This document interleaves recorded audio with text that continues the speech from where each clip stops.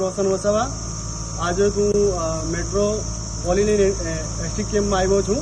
સવારે મને ફોન આવ્યો હતો કે અહીંયા કંઈક આગ લાગી હતી। એ બારામાં કંઈક 4-5 દિવસ અગાઉ છોકરાઓને લઈ ગયેલા દાજેલા।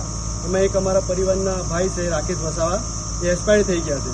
અમે સવારના આવ્યા છે, કરીબન 9:30 વાગ્યાના જેવા આવ્યા છે। એમાં અમે બધા જ હતા। આ મારી ભાણી છે અને અમને મેનેજમેન્ટ જોડે બેસાડ્યા। અમે પીએસઆઈ સાહેબ પ્લસ કંપનીના જે ડાયરેક્ટર છે એ અમને સારામાં સારો રિસ્પોન્સ છે। અમને કોઈ પણ વાતમાં ના નથી પાડી। જે ભાઈનો પગાર આઈ થિંક કંઈક 30,000 જેવો હતો અને કંઈક 20,000 જેવી 25,000 ઇન હેન્ડ મળે છે।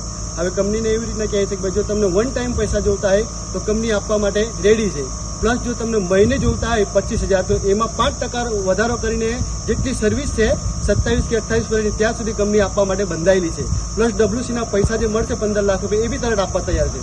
અહીંયા ચેતર વસાવા આવીને જાણી લોકોને ઉશ્કેરે છે, પ્લસ એવી ડિમાન્ડ કરે છે કે ભાઈ મેનેજરને બહાર કાઢો। પણ ભાઈ આ ખાલી પૈસા માટે આવ્યો છે, આ આપણા સમાજ માટે નથી આવ્યો।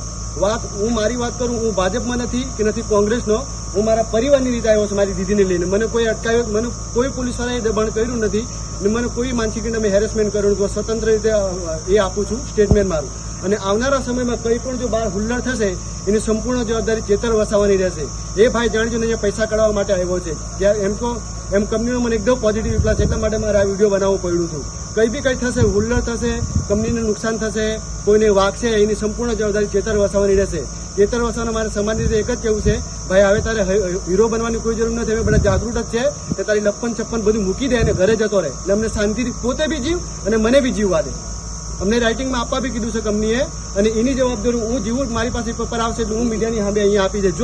જો મને રાઇટિંગમાં નહીં આપે મીડિયાવાળો બરાબર કે કંપનીવાળો તો એના માટે કંપની બંધાયેલી છે। હું કહું છું કે જો મને રાઇટિંગમાં પેપર આપશે એના માટે જ અહીંયા ઊભો છું। જો નહીં આપશે રાઇટિંગમાં પેપર તો એના માટે મારી કોઈ જવાબદારી થતી નથી। એના માટે સંપૂર્ણ ઇનલીગલી રીતે કે કાયદેકીય મને કંપની ઠેકો છે એ હું અહીંયા કોર્ટમાં સાબિત કરી।